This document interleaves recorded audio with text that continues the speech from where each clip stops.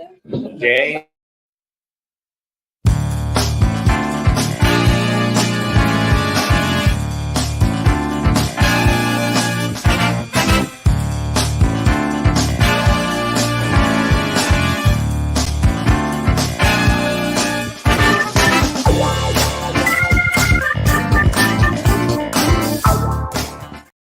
Well, all right, we're back, and welcome to Detroit in Black and White. I'm Adolph Mongo.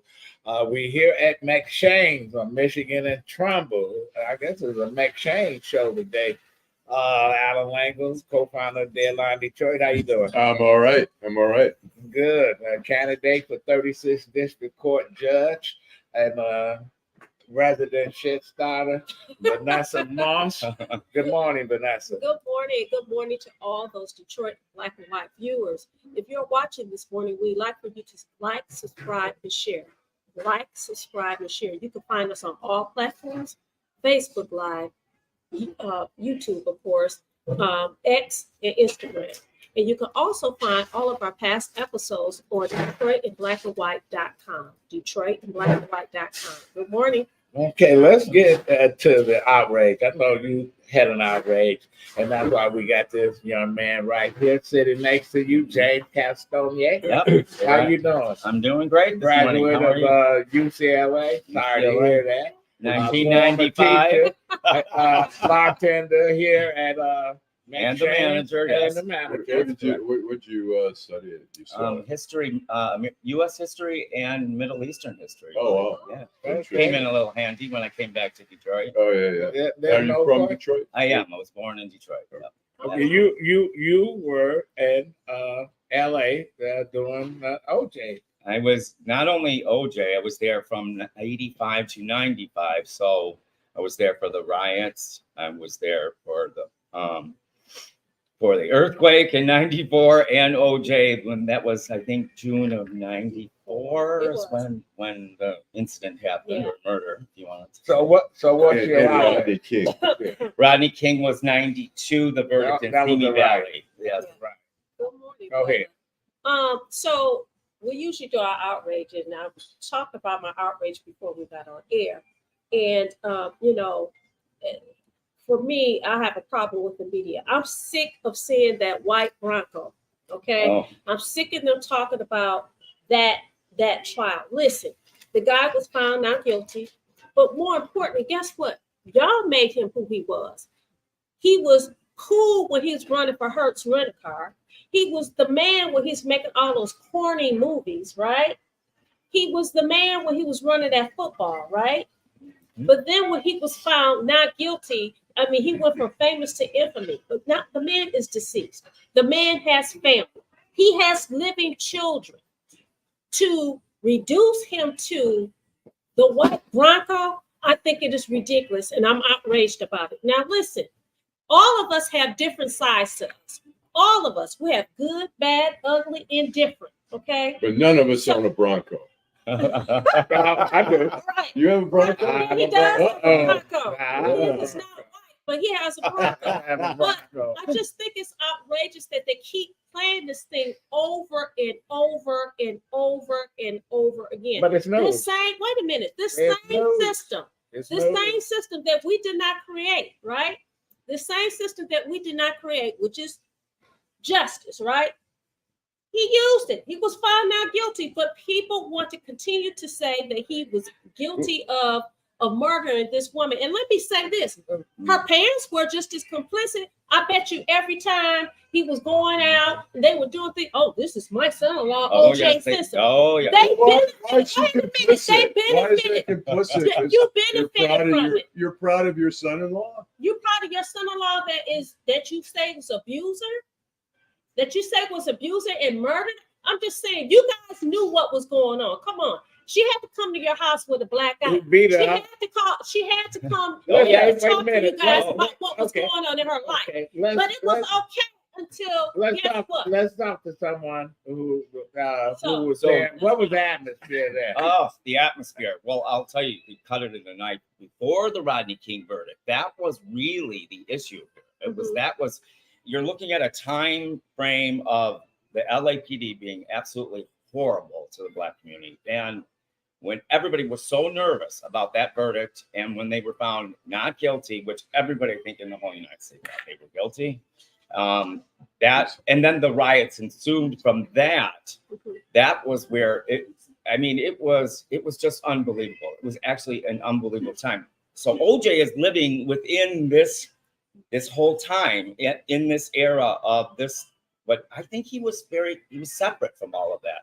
He was not part of what that was going on, that abuse by police and abuse by all that stuff. And it's you have to look at OJ at that time, in that context of LA at that time.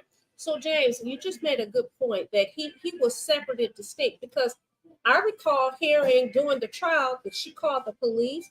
Guess what? Oh, he's OJ Simpson. Yes. They let him get away with it. Yes. So now you pissed off because of the system that you guys made. You got pissed off because it worked the way it was supposed to work. I was the racial divide during the trial. You'd be hard pressed to find another time of how the division in the country, and which I say is still here today, which is really sad in a way. It's unbelievable. But everybody that was on the white side, guilty. Everybody on the Black side, not guilty. And regardless if you watched the whole trial, you saw all the evidence or whatnot, everybody knows that. What do you think? I believe that he was guilty of murder, but I also understand what that community did. I get it. They were so pissed off and so tired that it was payback. They say, no, he's going to be not guilty. Now, but the prosecution did do an awful job. But it was jury nullification, because, listen, we have seen over a decade Emmett Till trials, all of these trials down south, etc., where people walked away. And you're right. They sat there and said, "Yep, I know he might have did it. He might have been there." Right. But I think it was not jury nullification, because in recorder's court, where we see true jury nullification, where someone say, "I'm not convicting that young Black man of drugs. Forget it. I don't care what the evidence is. He's getting acquitted." Here it was a matter of OJ played the system. He got the best lawyers that he could get, like any wealthy person would have done, and he beat these prosecutors who did not do a good job of presenting their case. It wasn't just the prosecutors; it was the police investigation. They tainted the whole thing. Walked all over the place. I mean, it was just ridiculous. So it was, to me, it was a setup for him to be found not guilty. James, when they had a week behind case. When they said not guilty, where everybody in the world was watching. Yeah. What was the atmosphere in Well, in LA? I was still at UCLA, shocked and dismayed, actually, at that school, I would say. So, but obviously we've seen it, the celebrations in the streets, everyone, yeah, he's free. Now, I mean, if I was an African-American male at that point and the way they did their trial and everything, I would have had doubts. I would have been like, they could have planted stuff. They could have done, I mean, really, with all the history of the LAPD, it's absolutely possible that somebody could have done that. Now, did they?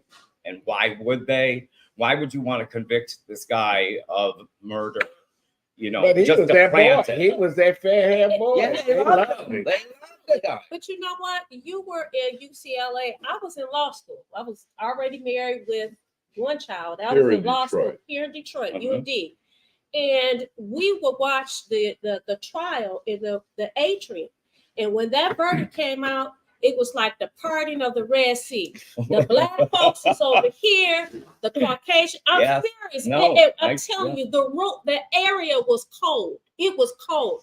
And we all talked about it. So, here we are carrying a banner for a guy that didn't want to be bothered in the community, didn't like us, didn't care about us. He was a real asshole. I don't care about the Bronco. Okay, I don't care about it. He made a lot of money for Hertz. He made a lot of money for his father-in-law. They stopped saying OJ in restaurants. Wouldn't say OJ after he got convicted.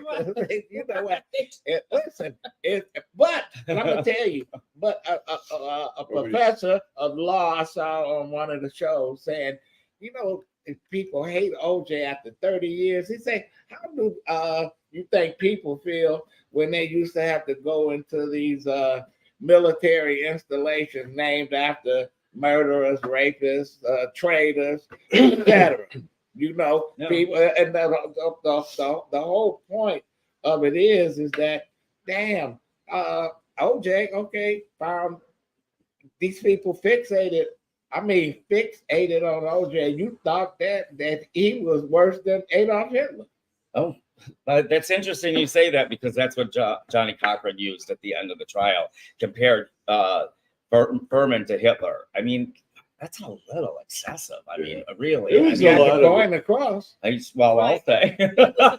Here's a good question. Here's a question here Yeah. from Timothy Square Bay. He says, good morning. I get what y'all are saying. So do you think the same will happen with Donald Trump?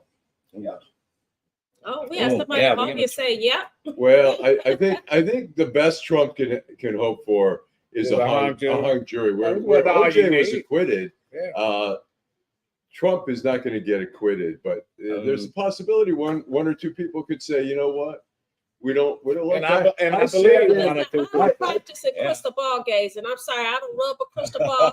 I can't tell you what they're going to do. I have no idea. I was when I was at the Detroit News, it was either 88 or 89. Judge Leon Jenkins, a 36th District Court judge, was on trial. The FBI had wired up the party store behind the Fox Theater. The owner was paying off tickets to all these judges. They have him on video where the store owner is like, okay, here, here's the Chaldean guy. He's like, okay, 135 for this ticket, 125 for this ticket. And they played it. And the judge said, you cannot consider entrapment. He said he's a judge. He understands the law. And they acquitted him because they, I think, decided it was entrapment. Well, they acquitted him because all the other judges pleaded guilty.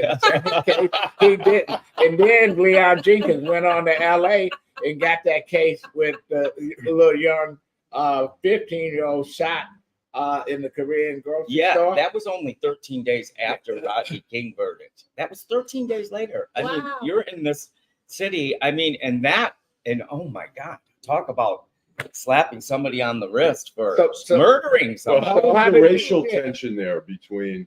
I mean, was it palpable? Yeah, it's and I go every year back to Los Angeles. It's still pretty separate, divided. Yeah, and I also lived in Chicago for 16 years. Very separate. It's really kind of sad. How did you feel the other day when you heard that OJ had left the house? Well, I came downstairs, my partner, and said, OJ died.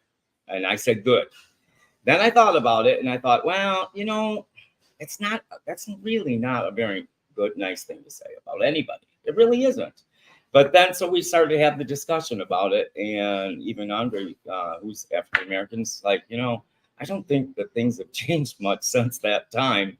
And I'm like, well, I know, and I can't be in his shoes. I mean, I know being sort of like oppressed a tad, but I can't be in his shoes as being an African-American. But I think things have just gotten, and Trump is not helping this at all. He's making it worse. Well, that's another story. I know. James, thanks. Yes, thanks absolutely. for coming on, giving us your can't insight. even imagine that time in no LA. question. We're going to take a break. James, I got a question. I Do you live in the city? I live in the suburbs right now. Oh, okay. We got. That's why. I want to play. Talk about Trump and the black population. Took a break from trying to derail his porn star hush money trial to make a surprise stop at a Chick-fil-A in Atlanta.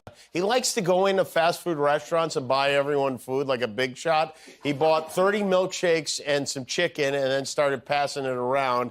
And one young woman in attendance at the Chick-fil-A became an immediate fan. So I don't care what the media tells you, Mr. Trump. We support you. We love you. Okay, 4 p.m. We've been 4 p.m. Come here, let me give you a hug. Please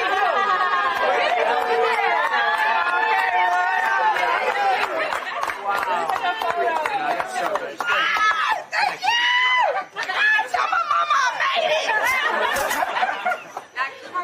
Thank you, sweetheart. That's really nice. No, we did. We took care of the... The black colleges, universities, they're taken care of now, and she understands it. A lot of people don't understand it. Biden did nothing for them, and I think. Listen, yeah, Trump University and all that other stuff. Throw that away. Yeah. Let's take a break. Thanks, man. You're welcome. Thank you, Appreciate it. everybody. Thanks for listening.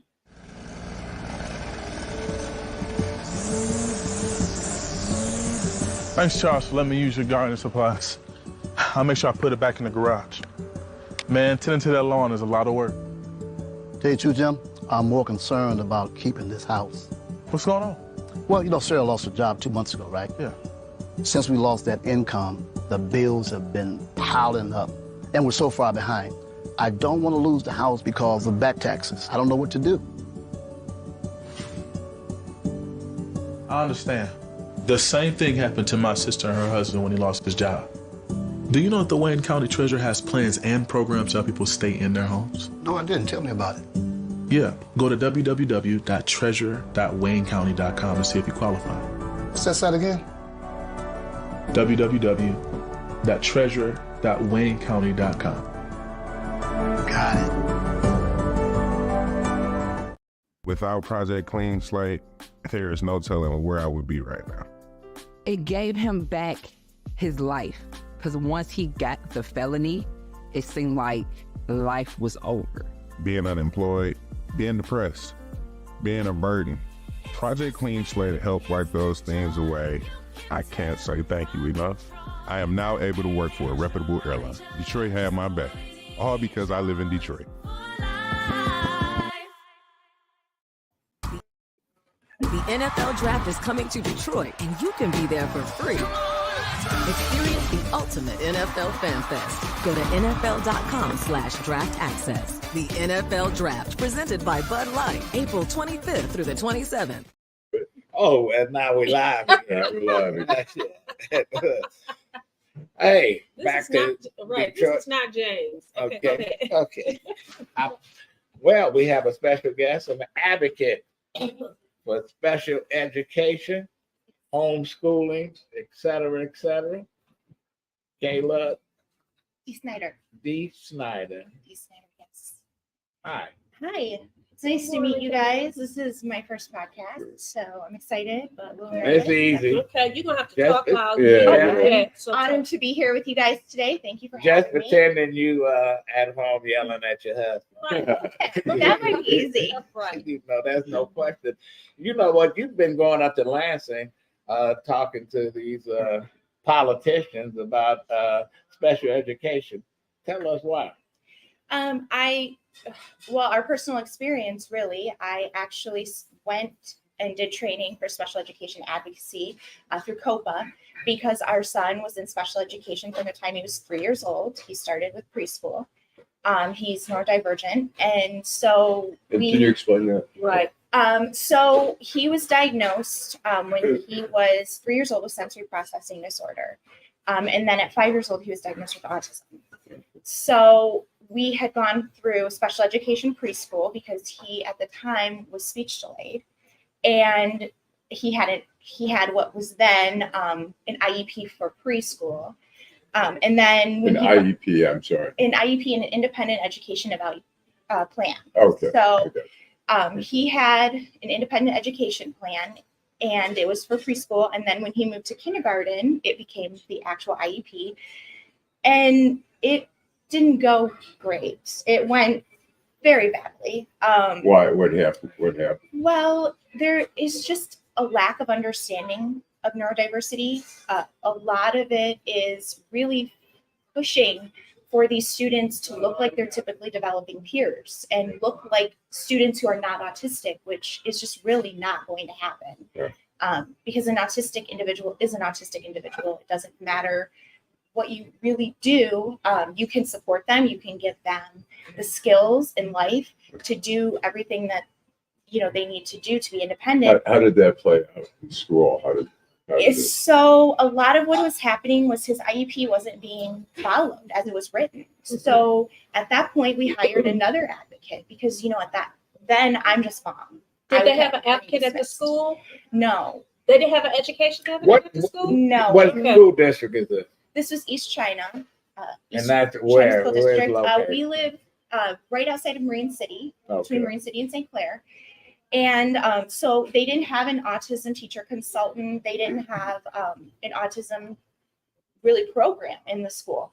So we had hired another advocate because at that point I was kind of being dismissed as mom.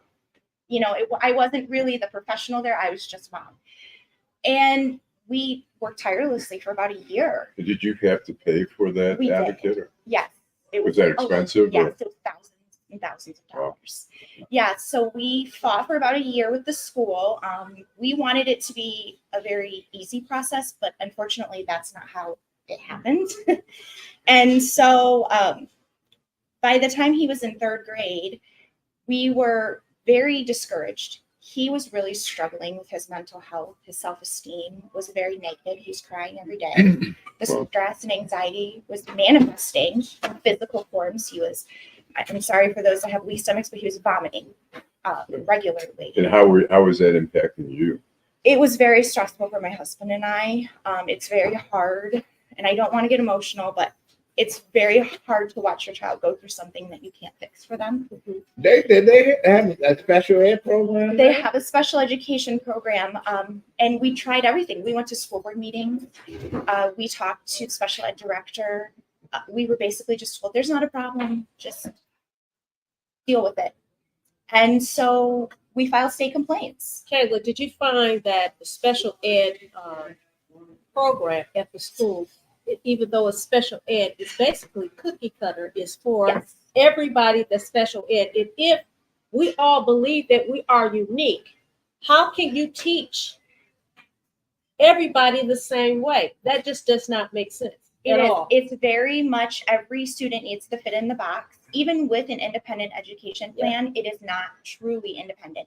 There were so many times we heard things like, well, this is what we do for other students, or we don't do that here, we do this, and it's based on the need. IEPs are based on the need of the student. They're not based on the diagnosis or So anything. what made you and your husband decide to just say, okay, let's take him out and bring him home? Well, we were facing a lot of retaliation in our community, not in our community, but by the superintendent and school board. Like what? In our community. When you say retaliation, what was going on? Well, we sat on an education foundation for 2 years at that point, and the superintendent wanted us removed from that education foundation.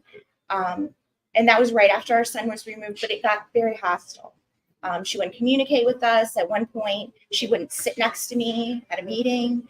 There was just a lot of hostility, and it wasn't on our part. We were trying very hard to keep our son in school. Right. But everything was kind of brought on us as, you're doing something to us. You're making it hard for us. So 2 questions. The first question is it that you and your husband wanted them to, because it's a public school system, so they have to meet the needs of all the kids in the district. Is it that you wanted them to do something special for you? Okay. Is that what, do you feel like that was that's what you expected for them to do? No, we were utilizing our procedural safeguards, which are granted to all parents in special education. So that is your right and your child's right in special education to utilize those, which is to keep them compliant with IDEA, which is the federal guidelines for special education, and as well as MARS, which is our state guidelines. So there are mandates there. So there are mandates, yes. And you're holding them to those mandates. And you truly have to as a parent, because you are the only person that is with your child consistently. Right. So when that didn't happen in third grade, 3 days in, he was vomiting. Things were just really terrible. We had a lawyer at all of our meetings telling us who we can and can't talk to about the situation at the school, which was very, very frustrating as a parent. What was your son saying to you? What was what kind of conversations were you having? I'm sorry. He was telling us everyone hated him. I'm sorry. He was telling us everyone hated him, that he was a bad person, that he hated his autism, that he hated going to school. It made him feel bad.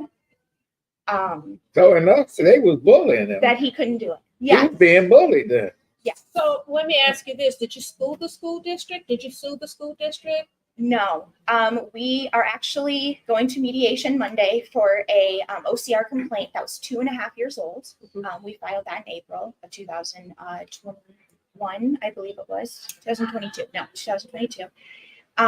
But no, at that point, you have to go through their complaint process, which is the compliance process, or through Office of Civil Rights, which is federal. So in 3rd grade, we removed him 3 days in. I said, I cannot send him to school like this anymore. We can't do it. We were not set up to homeschool our son, but we had to. We were forced to because the public school system in our district and specifically in the state. Before you go on, we're going to take a break and we're going to come back and continue the conversation. Talk about the homeschooling and why you went up to Lansing and what you want to happen with how to change the atmosphere in your school district or school period. And to tell us a little bit of what it's like to homeschool and what it takes. So, without Project Clean Slate, there is no telling where I would be right now. It gave him back his life, because once he got the felony, it seemed like life was over. Being unemployed, being depressed, being a burden. Project Clean Slate helped wipe those things away. I can't say thank you enough. I am now able to work for a reputable airline. Detroit had my back, all because I live in Detroit. The NFL Draft is coming to Detroit, and you can be there for free. Experience the ultimate NFL fan fest. Go to NFL.com/draft access. The NFL Draft, presented by Bud Light, April 25th through the 27th. We're back. Okay. We're back. So So you were going to tell it. Go ahead. So Kayla, you came on to talk about what's going on in Lansing. Actually, what was your remedy in reference to the school district? They weren't meeting your child's needs. So what did you do? So we pulled our son out of public education and we brought him home to homeschool him. At that point, his mental health was really just not something I was willing to continue to allow to deteriorate. And we felt like we were kind of backed into a corner where that was our only answer. Looking back now, 2 years in, this is our end of our second year, getting towards the end of our second year. It was a very good decision for our family. It's really benefited him. But homeschooling, unfortunately, was our remedy. And now there are some concerns that we're going to be back at square one. And what are the concerns? So there's rumors. There's no bill drafted yet, but there is rumors through lawmakers that there is possibly homeschool registration. And with that, there's a lot of discussion, specifically from the Attorney General and through superintendent of the state, that there would be mandatory monitoring mechanisms put in place For homeschooling, which is hard as a parent because when a system fails your child, you're worried that are we just going to end up back in the same place again where he's still struggling because now it's not truly individualized. And that's what homeschooling is. So in terms of the subjects and stuff that you're teaching, you feel qualified to do homeschooling, and can other parents do the same that you're doing? It is, yes. There is not a mandate in Michigan for your education, but homeschooling students in Michigan are still taught all of the same things that public school students are. As a homeschool parent, you do have to follow all of the subjects that your child would learn in school for each year. And how do you do that? Do you talk to the schools, or how do you get curriculum? I personally, and a lot of the parents that I work with that I know in our community, go through either curriculum that is based for homeschooling, which is very similar to public schooling. And then I actually look at Common Core. I look at what he would be learning if he was in public school and tailor our lessons towards that, but I can actually make them individualized to him. So Kayla, your issue is that they are talking about monitoring coming in and monitoring. And as you know, I've served as a lawyer guardian ad litem in neglect and abuse cases. So, and I understand and formerly worked in the school system, a lot of times the school is where you find out what is going on in the house, whether something is strange going on in the house, whether the kids are being abused. I mean, the school is the front line. So I'm looking at it, and maybe you can give us some clarity. If they're talking about monitoring, isn't it more or less do you feel like it's for the safety of the child or children? Or do you think they're just trying to nosy around and say, well, you're not qualified to teach this, you're not qualified to do this, that, and the other? What is it? Well, they're claiming that it is based on the abuse and neglect, because there's a few cases they're citing. It's two cases actually. One of the cases is two families in Michigan that were fostering children and had abuse and neglect charges filed, 36 abuse and neglect charges filed by the Attorney General. The situation there is that those students were actually in foster care prior. And as a foster family, you would have to have home visits. You would have to have someone coming into your home to vet you for foster care. And those individuals passed those processes. Right. Those individuals had people trained in abuse and neglect coming into their homes. So really having that didn't negate the abuse. It's unfortunate and it's terrible that it happens, but there are so many kids in public school, so many kids in every aspect of education that are abused, and it shouldn't be happening. But I don't think that a registration process really truly detours that. I think we need to look at the bigger picture, and I really hope that that's what they're going to do, is to try to keep all of our kids. Have you thought about running for office? Because you know that's how people get involved in politics. Because, for example, you don't like how the school board is running the district. You run against those folks that's sitting up there thinking that they God Almighty. You know. Yeah. It's been something that we've been told to, I should do, or that I've thought about. Unfortunately, I have a full plate. I'm a homeschool mother. My son has a business of his own that we help him run. What kind of business? He is Little Bubble Man. He owns the Little Bubble Man business. He sells giant bubbles. If you've actually been to McShane's, his dad works here and actually has people that come in and buy bubbles here. Really? And when you say bubbles, like giant bubbles, he makes all the supplies himself. Yep. Oh wow, how's that going? He loves it, and we started it actually during 2021 during the pandemic when he was home doing virtual school. Waiting for him to be on Shark Tank. Yeah. Let me ask you this in terms of homeschooling. Obviously, school creates a learning for socializing. Right. What happens to your son who's missing that important component of socializing? Homeschool students actually aren't missing that. We just had 2 events this week that they went. They went on a nature walk. They played at the park. Okay. And they made bird feeders out of things that they found, recyclables and things they found. And they don't have to deal with the bullies. So exactly, that's one of the biggest things is the violence in public school. So you have a homeschool community where you guys communicate. Is it through social media? You have a website? What is social media? We have multiple that we are part of. We have a nature group, and then we also have a co-op that we can just do some elective classes through, where they can do art, they can do some physical fitness classes through. So that gives them that socialization. We do play groups. I actually organize a lot of field trips with the group. We have upwards of 50 to 75 people that will get together to go to. We just went to the Sloan Museum in Flint a few months ago. We go to Blake's. We pick strawberries and talk about that. We talk about pollinators. We do some different hands-on items. We're actually having an end of the year celebration for the kids. So they get together weekly. How do people get in touch with you if they want to support your cause? I am actually a special education advocate, so you can contact me on Facebook. And I usually do go through Facebook because that's where I have a support group. And Kayla DeSnyder. Kayla DeSnyder, yeah. They just, Yeah, Kayla, so I'm they sorry. can search me on Facebook, and that's pretty much what I'm kind of trying to do, is to just support parents.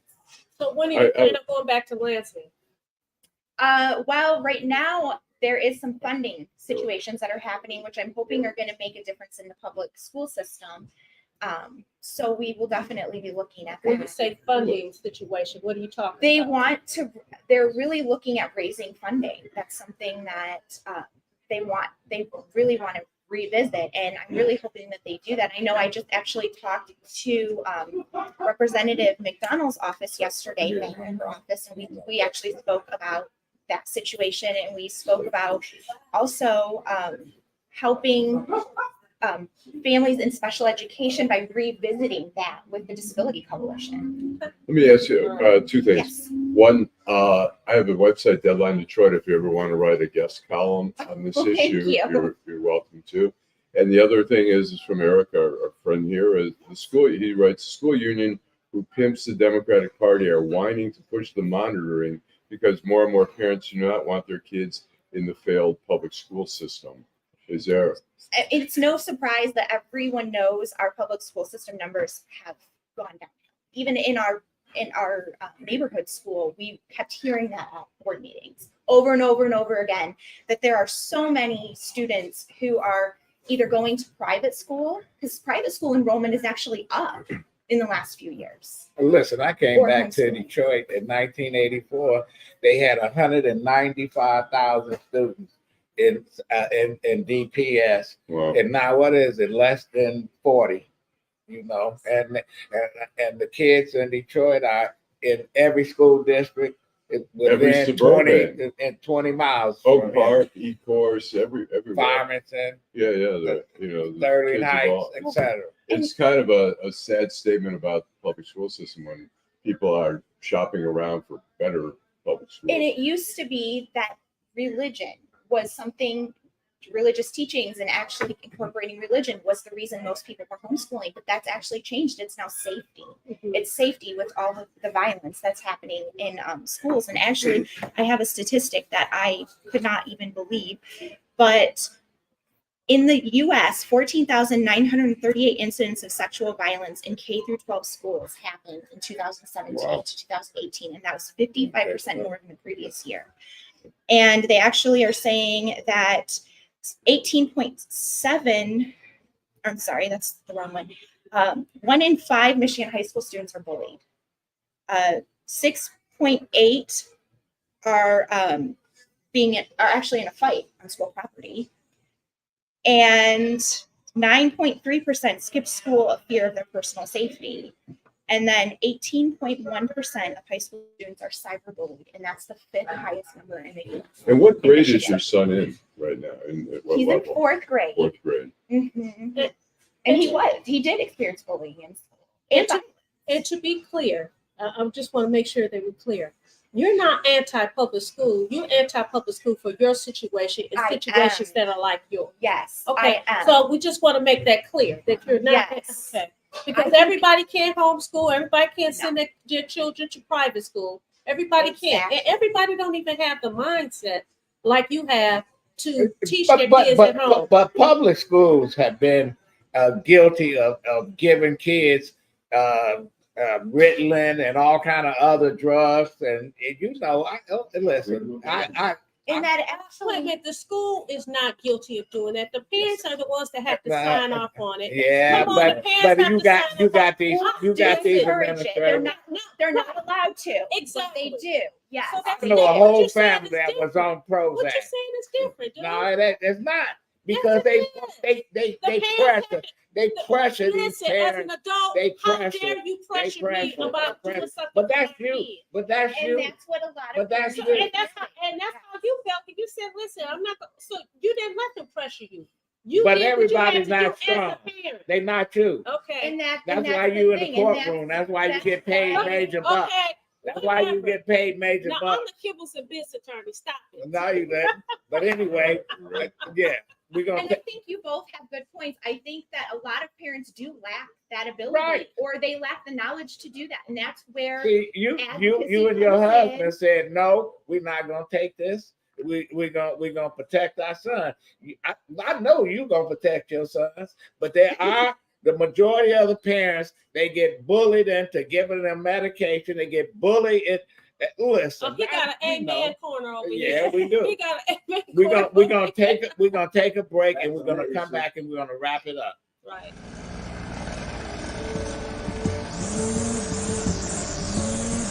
Thanks, Charles, for letting me use your gardening supplies.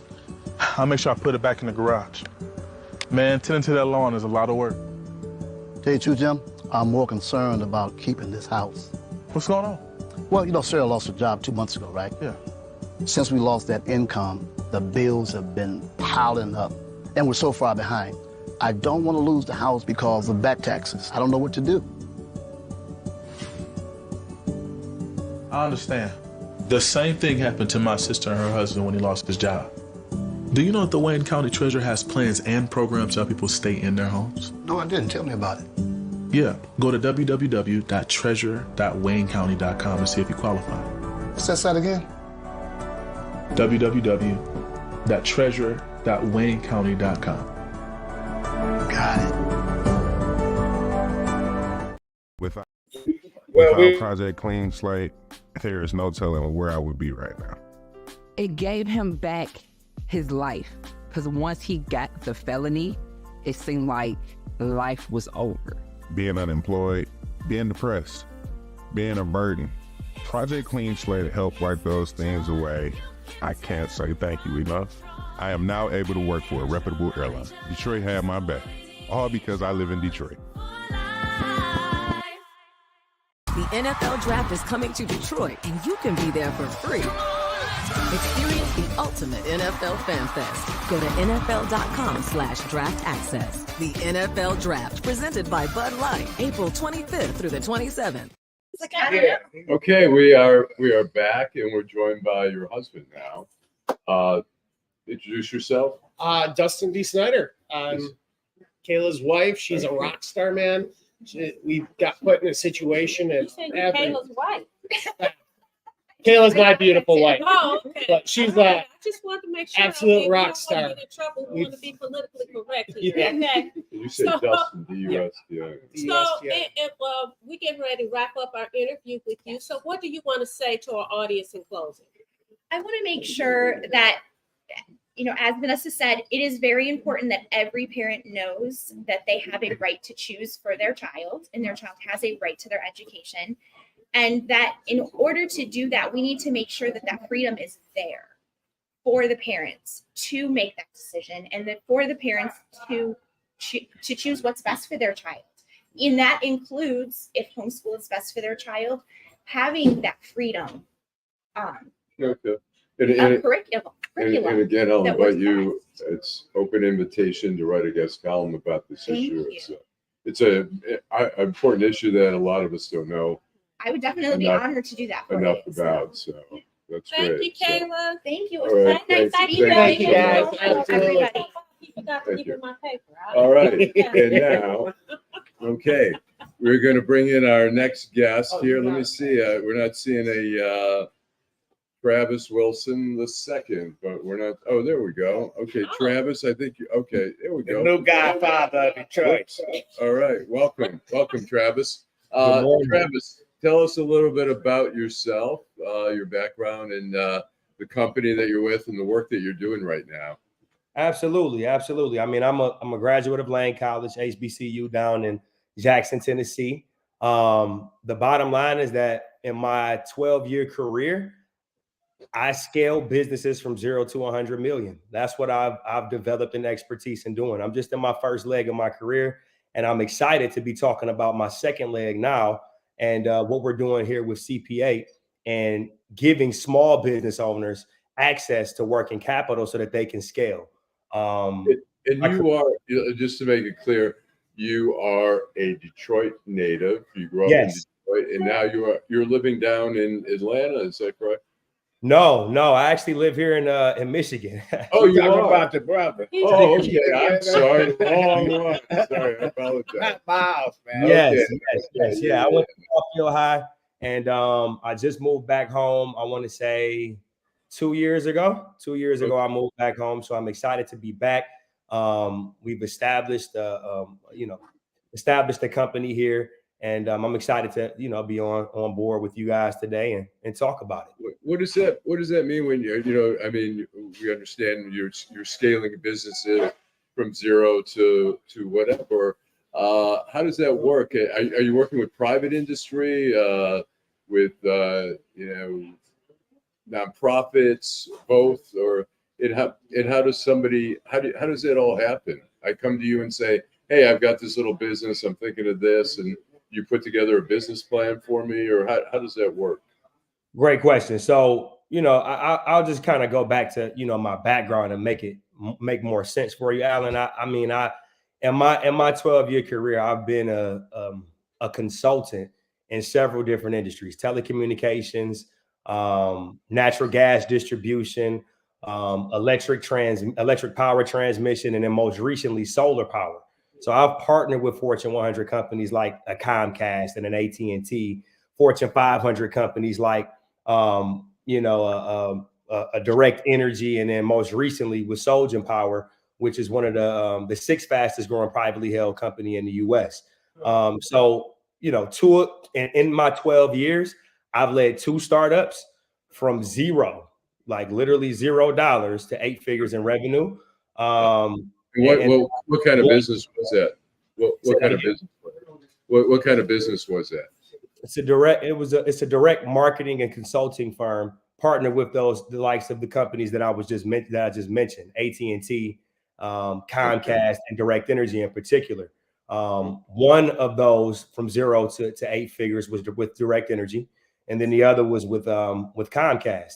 And then most recently, the 6th fastest growing privately held company, Solgen Power, that I started working with back in 2019. We scaled them up to 9 figures, from 0 to 9 figures when they started until the time that I left. So, that just kind of gives you an idea about my background and my expertise, and knowing exactly what it takes for a startup company to go from 0 to 100, literally, not just figuratively. What do you see as the pitfalls that sometimes people say they don't have enough financing and they end up going belly up? What are some of the mistakes that people make, and what are the things that you do to sort of correct that? So what we do at ClearPath 8 is we help small business owners. We help them get access to capital. All right. Statistically, we have over 35 million small businesses in the United States. All right. There's 10 to 15,000 new small businesses opening every single day.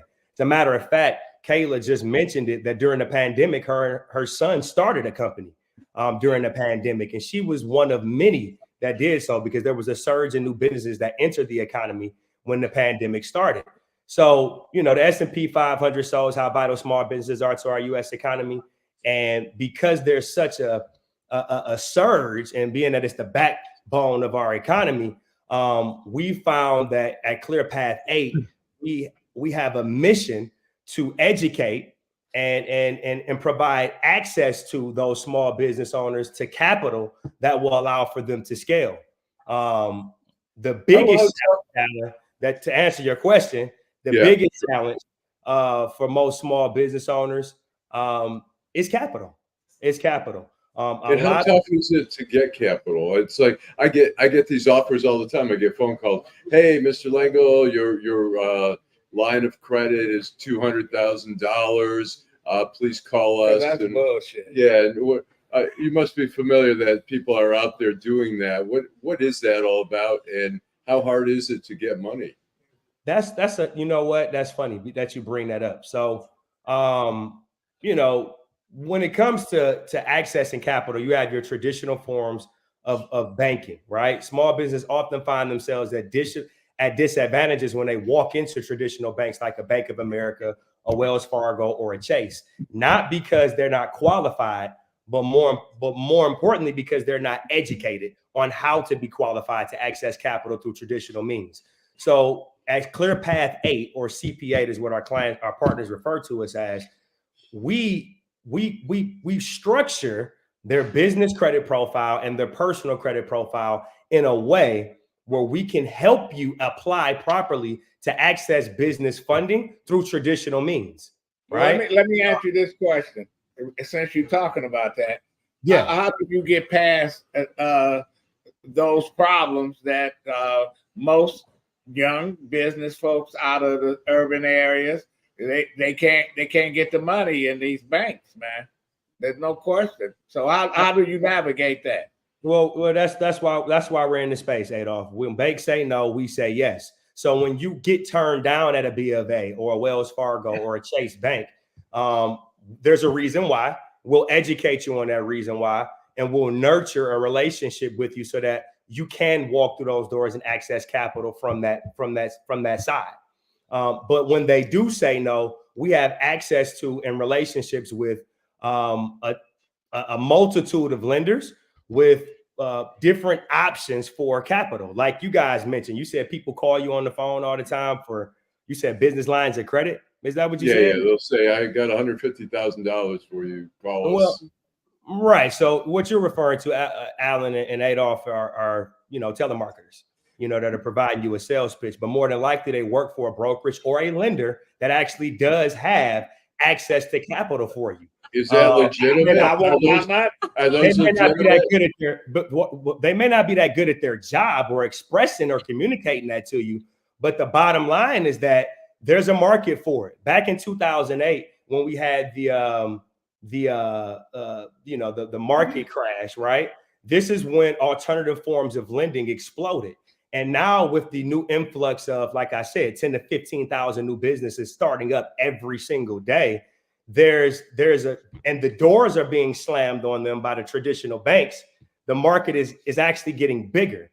So, what it comes down to is educating and understanding. We perish for a lack of knowledge, right? And most business owners just don't understand that they don't have to leverage their own revenue in order to grow. How do I get a hold of you? Because I need my 100,000. That's what somebody said. I need my 100,000.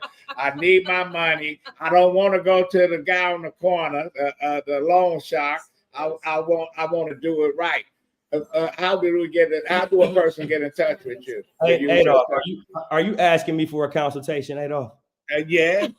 Okay. All right. So do you want me to do that right now live on air? Because we can walk you through it, and we can actually set up an appointment to apply and get you that 100,000 at 0% interest for up to 1 to 2 years through a traditional bank. How do you do that? 0%? Through a traditional bank, not the alternative lenders with bad salespeople that keep calling your phone.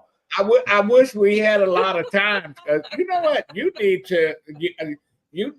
to have some kind of job fair or some kind of seminar to get these folks in. And we're gonna name of your company. Go ahead. We'll put it up here. Tell me the name of your company. It's Clear Path 8.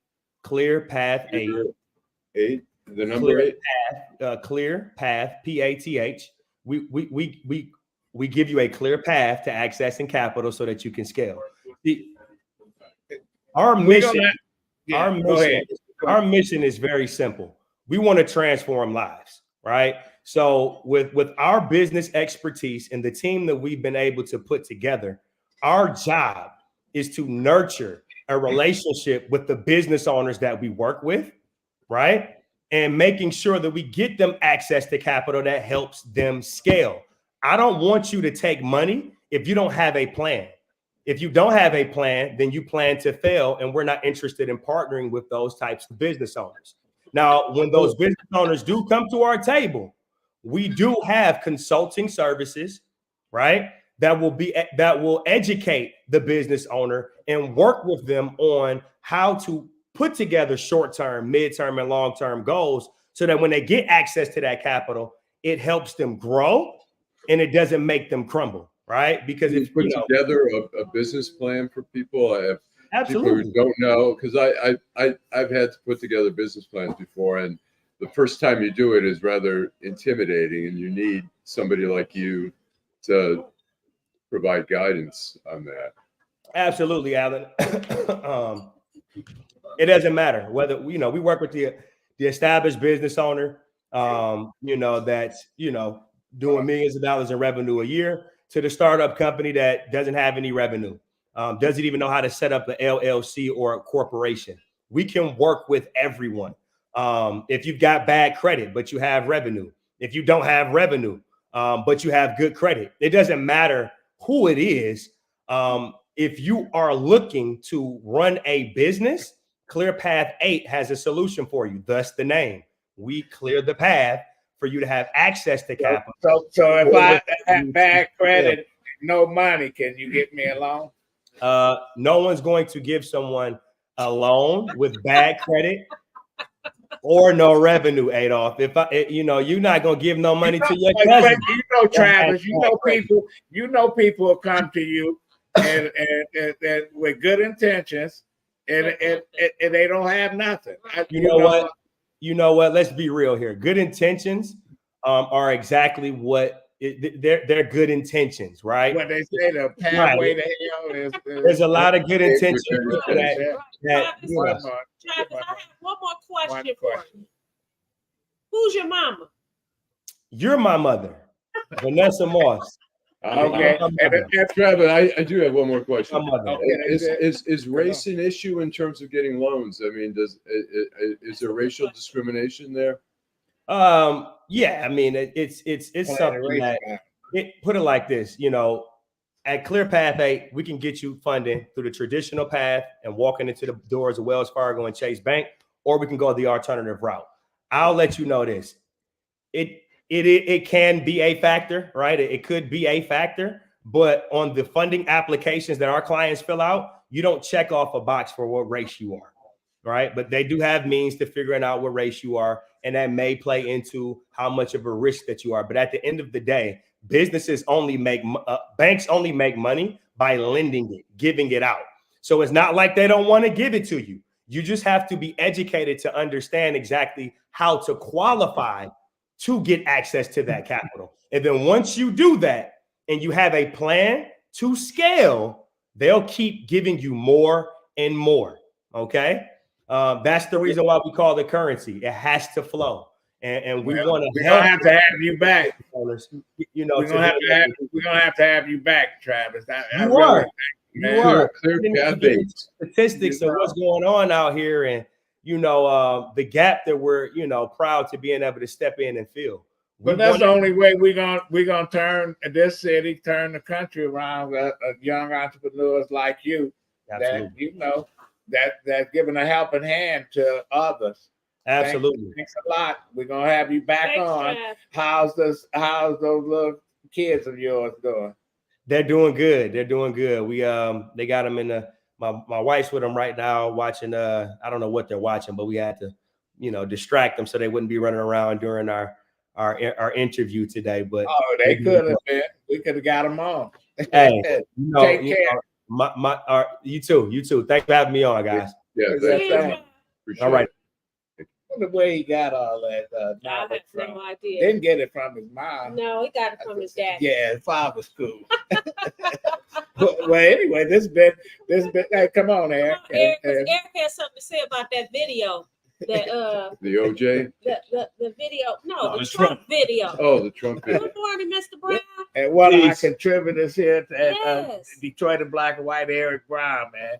He when I first met Eric, I thought Eric was just a nice, quiet guy. It was your encounter as well. Yes, it was. What you didn't like about that? Well, it's one-sided. I mean, people need to understand the media perpetrates a lot of the miscommunication. So the young lady in that video is a young lady that voted for Trump in 2020, and she's also a conservative. And how do you know that? She was on an interview last night on CNN as well as Fox. Oh, really? So pull it up. So as you said, but at the end of the day, there's also another young lady that was there who hugged Donald Trump, the former president. she has since been ostracized by her peers at Spelman University, the HBCU community, as well as the Black community, just for taking a picture. Wow. And someone made it very clear in another interview yesterday. I don't care if you like or dislike someone. You have an opportunity to take a picture with the president or former president. You take, Black people hate on Clarence Thomas. I have an opportunity to take a picture of Clarence Thomas. I'm gonna take a picture of it. Wait a minute, they brought Clarence Thomas here to honor Damon Keith, and every African American judge of any note that dogged out Clarence Thomas, they was right there with Clarence Thomas. Photo op. So I think we have to quit letting the media perpetrate the miscommunication as well as the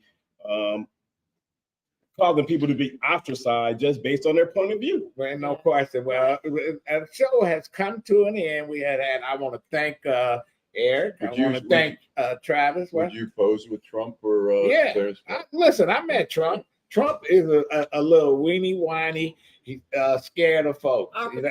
He stood in a corner. He stood in a corner by himself. A quick point also, I've taken a picture. I met Tucker Carlson. Tucker Carlson is not the same person in person as he is on television. He's a personality. He's an entertainer. Yeah. And thank you, Kayla DeSnyder and her husband Dustin, and Travis Wilson II. And James. James, he was awesome. Yeah, James was awesome. And thanks, thank you, McShane. Teresa. Thank you. Jim, wherever you are, don't come back. Bring that weather with you. We know where you are. I won't tell the world. See you next week.